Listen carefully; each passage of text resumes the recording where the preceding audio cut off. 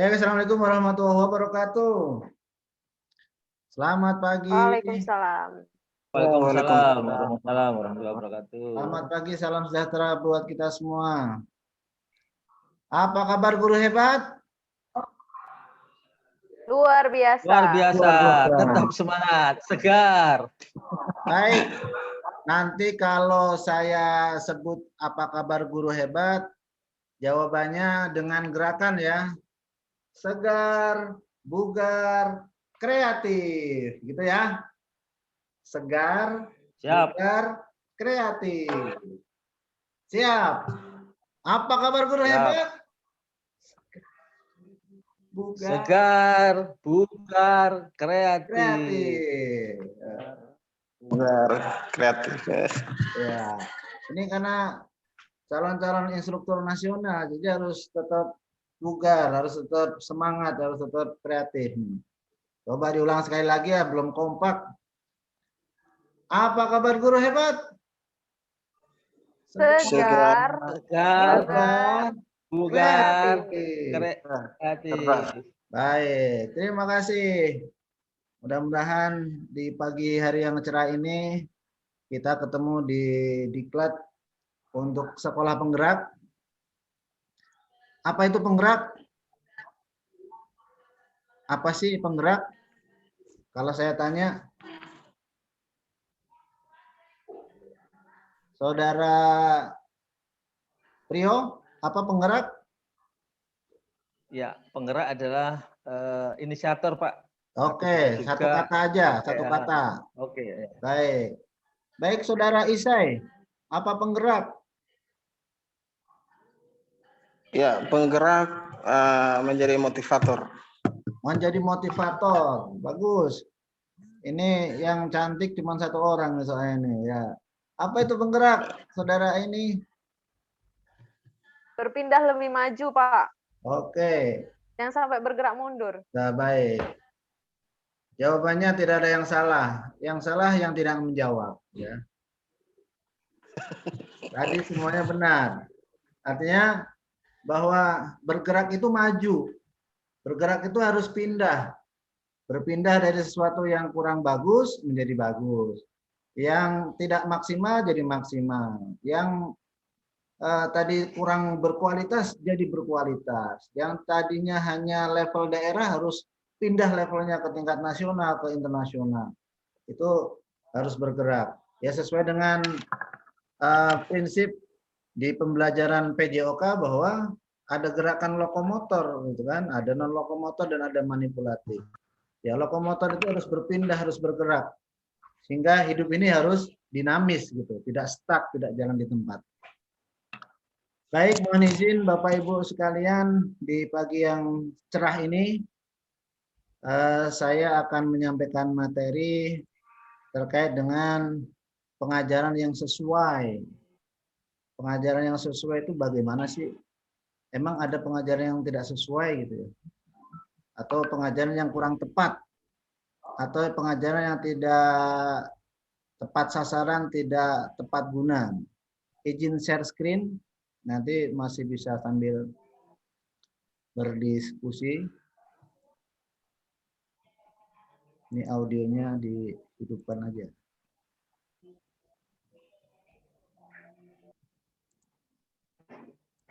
Baik.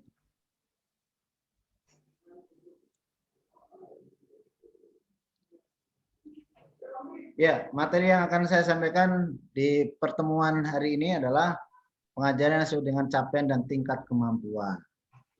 Ini yang perlu saya tanyakan kepada Bapak Ibu, ya. Di proses pembelajaran,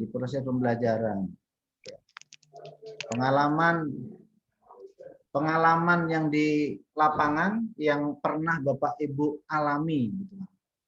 Apakah di tempat Bapak Ibu peserta didik mengalami kesulitan mengerjakan tugas yang harusnya sudah dikuasai oleh peserta didik tersebut? Ada tidak masalah tersebut? Ada. Ada. Contohnya apa, Pak Priyo? Satu contoh aja. Kurangnya penguasaan materi. Ya, materi apa itu? Materi PJOK, Pak. Ya, contoh konkretnya misalnya.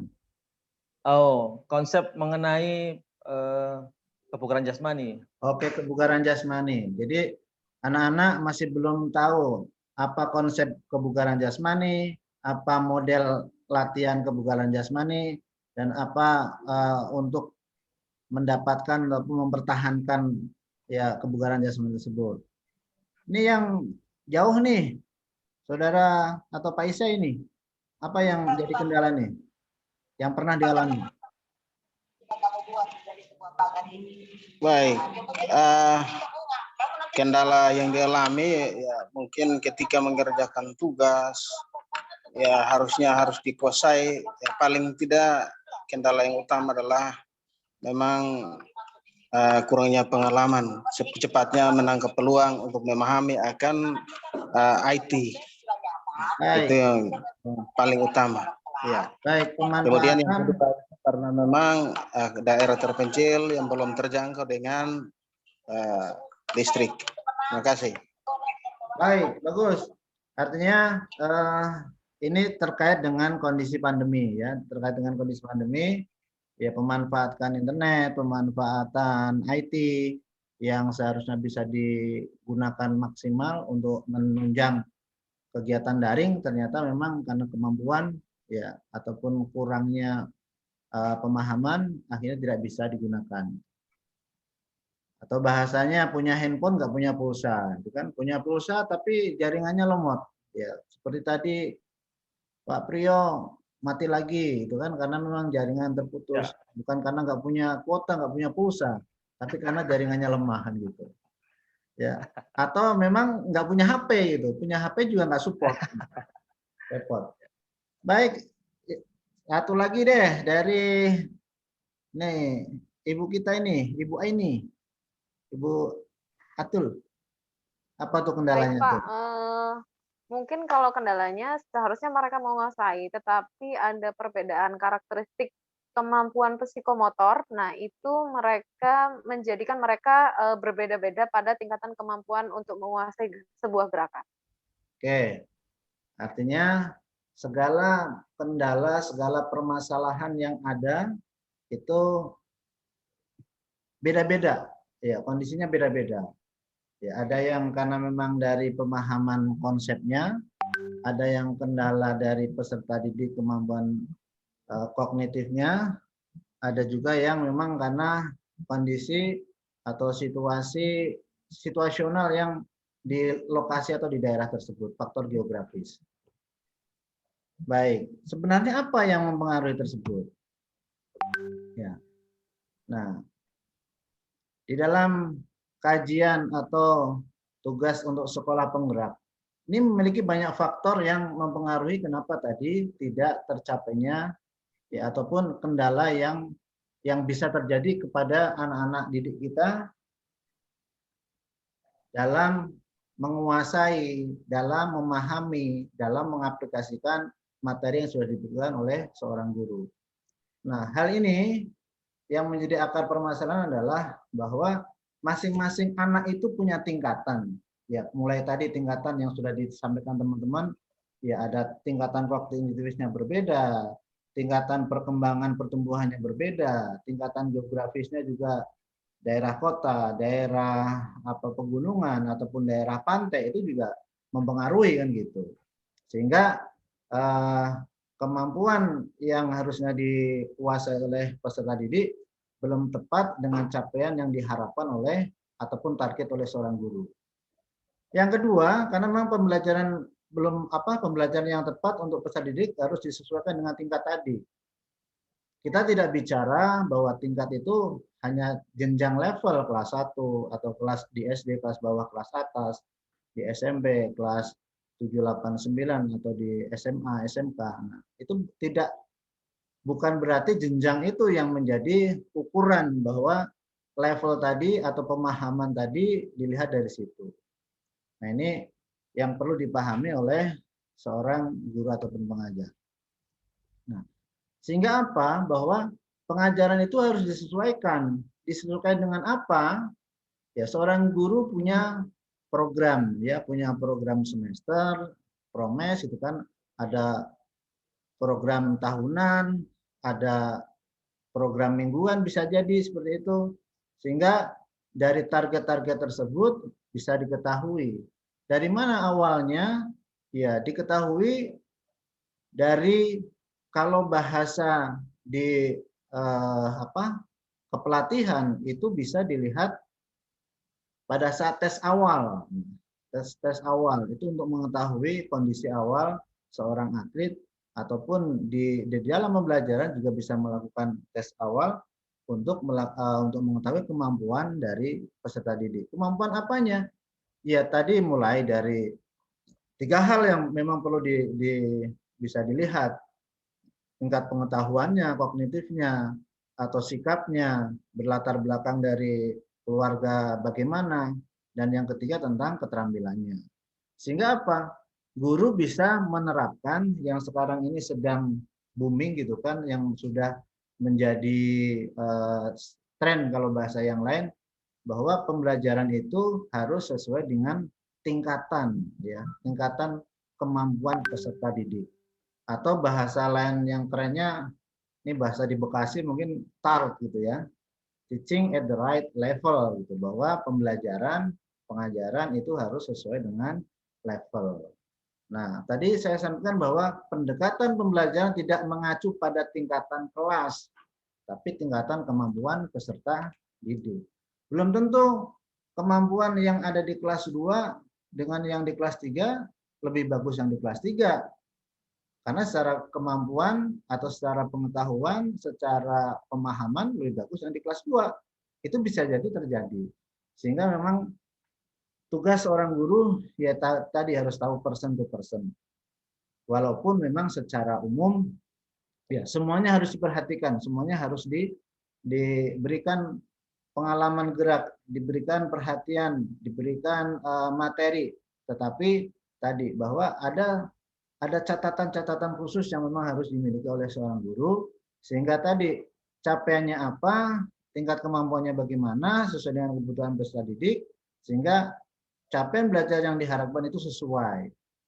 Dan ketika capaian tadi tidak sesuai, ya ada tindak lanjutnya, ada remedialnya, ada pengayaannya untuk menutupi atau untuk meningkatkan kemampuan tadi. Baik, selanjutnya bahwa ini pembelajaran teaching at the right level ini adalah bagian dari bentuk implementasi yang sesuai dengan filosofi Ki Hajar Dewantara. Dengan memperhatikan capaian peserta didik, tingkat kemampuan, kebutuhan, serta acuan merancang pembelajaran, maka kita melakukan segala upaya untuk berpusat kepada peserta didik. Sehingga apa? Benar-benar peserta didik itu mendapatkan perhatian yang cukup, mendapatkan perhatian tidak hanya di gerak, tapi juga di pengetahuannya. Tidak hanya di pengetahuan, juga di sikapnya. Karena memang belajar itu harus berubah.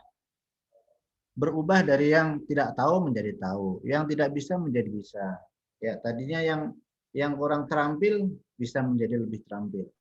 Karena syaratnya kalau belajar itu harus ada perubahan. Nah, ketika tidak terjadi perubahan, berarti bisa dilihat prosesnya kah yang kurang tepat, ya, pesertanya kah yang kurang antusias, kurang perhatian, ataukah pelaksananya, ya seperti kita sebagai seorang guru.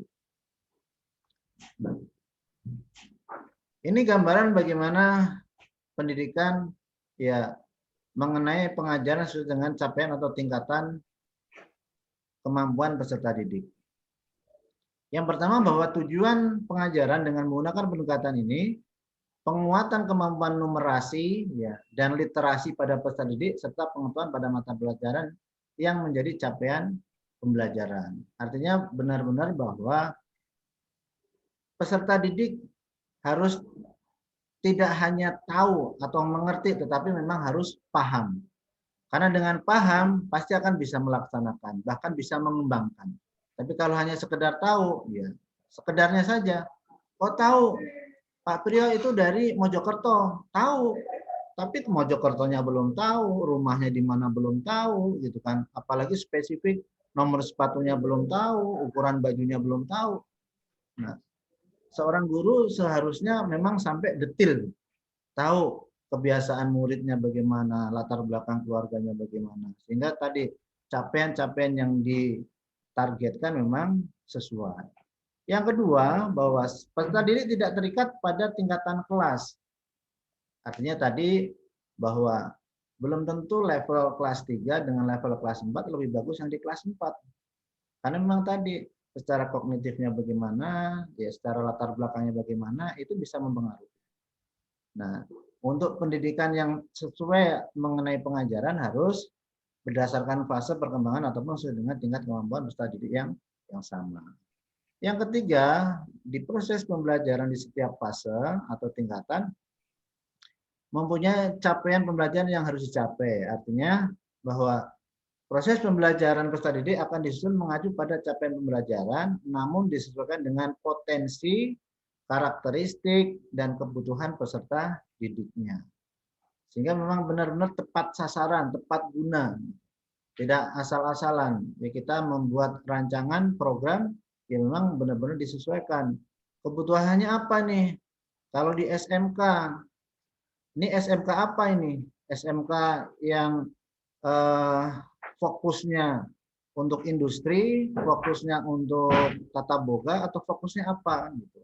Nah, potensi yang ditingkatkan di sini seperti itu. Karena memang potensi masing-masing peserta didik itu berbeda-beda, tidak sama. Ya. Yang kedua, kemajuan hasil belajar akan ditentukan berdasarkan evaluasi pembelajaran. Artinya bahwa peserta didik yang belum mencapai capaian pembelajaran di fasenya akan mendapatkan pendampingan.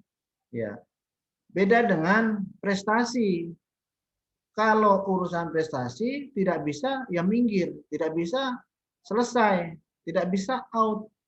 Tetapi kita bicara pembelajaran, tidak bisa didampingi, belum tahu dikasih tahu, tidak sanggup dibantu. Nah, ini namanya proses pembelajaran. Makanya PJOK dengan olahraga itu berbeda. Pendidikan jasmani dengan olahraga berbeda. Sehingga pemahaman tersebut juga harus dipahami atau diketahui oleh teman-teman guru-guru yang memang secara langsung terjun di lapangan. Selanjutnya, nah ini bagaimana tadi penerapan bahwa pembelajaran itu sesuai dengan tingkatannya atau levelnya. Nah, di dalam proses atau tahapan di dalam pembelajaran, nah ini ada kegiatan yang namanya assessment, ya, assessment ataupun evaluasi ataupun penilaian yang gunanya untuk apa? Di awal tadi sudah saya sampaikan bahwa seorang guru harus tahu kondisi awal siswa. Nah, asesmen yang di sini adalah asesmen diagnostik. Artinya bahwa asesmen ini digunakan untuk mengetahui tingkatan atau untuk mengetahui kondisi awal siswa. Mulai dari kemampuan pengetahuan, kemampuan motoriknya, ya, kemampuan ataupun disikapnya. Terus bagian dari yang tidak bisa dipisahkan juga dari mana asalnya ataupun latar belakang orang tuanya. Karena tadi berbeda. Saya sendiri pengalaman bagaimana mengajar di wilayah kota, bagaimana mengajar di wilayah pesisir pinggiran, bagaimana mengajar SD, mengajar SMP, mengajar SMA. Saya sudah pernah mengalami. Itu berbeda-beda pemberian ataupun pembebanannya juga berbeda-beda. Bagaimana di SD dengan gerak dasarnya kita berperan sebagai seorang ayah, berperan sebagai seorang teman, berperan sebagai seorang kakak, macam-macam gitu kalau di SD. Beda lagi di SMP, ya perannya sebagai kawan ataupun di SMA. Wah, beda lagi gitu kan. Bukan sebagai pacar tapi ya, hati-hati Pak Priyon. Karena ngajarnya di SMK. Ya. Nah, banyak kasus yang memang ya mudah-mudahan di sini tidak ada. Nah, dengan asesmen diagnosis tadi tujuannya untuk apa? Ya, mengetahui tadi yang dikenal apa potensinya bagaimana, karakteristik siswanya bagaimana, kebutuhan ya tentang tahapan perkembangan peserta didik, tumbuh kembangnya, tumbuh berdasarkan fisiknya, berkembangnya sebagian fungsi, bagian dari fungsinya, itu sesuai apa tidak. Badannya besar, tetapi ya berpikirnya masih anak-anak. Atau belum bahasa, oh ini udah gede tapi belum dewasa kan gitu. Sehingga capaian pembelajarannya akan disesuaikan dengan tahapannya tadi. Yang berikutnya dengan asesmen tadi apa? Untuk melakukan atau sebagai dasar perencanaan setelah berhasil diketahui potensinya di mana, kan, kebutuhannya apa, kemampuannya atau tingkatan capaian yang sudah dikuasai apa, itu bisa disesuaikan sehingga tidak terjadi pengulangan. Jangan sampai sudah diberikan di kelas 1, diberikan lagi di kelas 2. Jadi tumpang tindih, tidak sesuai dengan tadi capaian tadi. Karena ya mungkin sekolah-sekolah yang memang secara organisasi, secara sistem sudah bagus, itu bisa berjalan. Tetapi ada sekolah yang memang secara sistem belum bagus, bisa jadi seperti itu untuk di dalam penyusunan kurikulum atau penyusunan KBM-nya atau penyusunan program-program yang akan dikerjakan. Yang berikutnya adalah untuk perencanaan juga mengelompokkan peserta didik tadi. Bagaimana ini yang level 1, oh ini level 2, oh ini level 3, atau grade-nya gitu. Ini sudah punya bekal 5 nih, yang di sini bekalnya cuma 2, yang ini bekalnya cuma 1. Kalau digabung, ya yang bekalnya 5, ya kejauhan dengan yang punya bekal 1. Sehingga itu menjadi dasar. Yang ketiga, dengan penyusunan pembelajaran yang sesuai dengan capaian atau tingkat kemampuan peserta didik, maka kita bisa menempatkan gitu peserta didik sebagai pusat utama pembelajarannya sesuai dengan filosofi Ki Hajar Dewantoro. Kita berpusat kepada peserta didik, bahkan bahasanya menghamba kepada peserta didik. Karena menghamba itu ya bukan menghamba secara hukum di keraton nyembah gitu, tetapi bagaimana proses pembelajaran itu disesuaikan dengan kemampuan dan kebutuhan peserta didik. Yang berikutnya di tahapannya setelah tadi melakukan asesmen, perencanaan, dan yang berikutnya adalah proses pembelajaran. Dengan tadi sudah dilakukan asesmen, direncanakan dengan bagus, sehingga apa? Selama proses pembelajaran, ya perlu dibuat adanya asesmen lagi untuk mengetahui tadi secara berkala bagaimana pemahaman murid, kebutuhannya, kemajuannya, ya sebagai asesmen formatif atau di setiap KD atau di setiap proses. Dan yang kedua harus ada asesmen sumatif untuk mengukur keseluruhan di akhir sebagai proses evaluasi ketercapaian tujuan pembelajaran di akhir pembelajaran. Juga diperlukan untuk tadi membantu merancang proyek berikutnya. Sehingga koneksitas tadi antara asesmen di awal, perencanaan, pembelajaran sampai evaluasi atau asesmen akhir itu sejalan selaras sehingga kemajuannya diketahui, kelemahannya di mana, evaluasinya di mana, tindak lanjutnya bagaimana, itu bisa disesuaikan. Ya. Sehingga kita sebagai calon nih instruktur yang nanti akan bergerak, yang akan terjun langsung, yang akan turun langsung ke lapangan di dalam kegiatan sekolah penggerak yang memang bergeraknya tadi di awal sudah saya tanyakan, bergerak itu maju, bergerak itu harus berpindah, bergerak itu harus lebih baik, itu bisa terlaksana. Sehingga pembelajaran yang sesuai dengan tingkatan atau TALK gitu kan, teaching at the right level, untuk penerapan bahwa pengajaran itu harus sesuai. Makanya di sini di akhir ini statementnya, untuk menerapkan pendekatan pengajaran ini apa hal pertama yang harus kita lakukan? Yang utama dilakukan adalah mengetahui kondisi awal siswa dengan asesmen diagnostik. Dengan dasar tersebut, dengan mengetahui dasar, maka kita bisa naik ke tingkat berikutnya. Oh ini basement, oh ini lantai 1, oh ini lantai 2, lantai 3. Nah ketika mengetahui bahwa kita di posisi mana, maka kita akan bisa berpindah ke level berikutnya. Apakah kita mau pindah ke level bawah? Ya terserah, gitu kan. Atau mau pindah ke level atasnya, ya berarti itu maju atau meningkat. Tetapi dan apakah kita mau stuck di situ, ya itu bagian pilihan. Mudah-mudahan gambaran-gambaran tadi yang sudah sampaikan bahwa pembelajaran harus sesuai dengan levelnya pembelajaran harus sesuai dengan capaiannya, dengan tujuan pembelajarannya, dengan evaluasinya bisa dipahami oleh teman-teman guru hebat semua. Apa kabar guru hebat?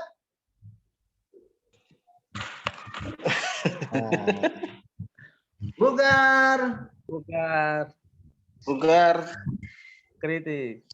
kreatif. Oh, kreatif. Segar, bugar, Tegar, bugar, kreatif. kreatif. Ya. Ya. Mudah-mudahan sedikit yang saya sampaikan tadi bisa membawa pencerahan, bisa membawa sesuatu yang diambil hikmahnya, diambil nilai positifnya. Mohon maaf atas segala kekurangan, tiada gading yang tak retak. Saya sebagai penyaji pada pagi hari ini, kalau ada salah-salah kata, kurang sopan dan lain sebagainya, mohon dibukakan dulu maaf. Terima kasih, semangat pagi, selamat pagi, assalamualaikum warahmatullahi wabarakatuh. Waalaikumsalam. Waalaikumsalam warahmatullahi wabarakatuh. Selanjutnya saya serahkan kembali kepada pembawa acara. Saya akan stop record.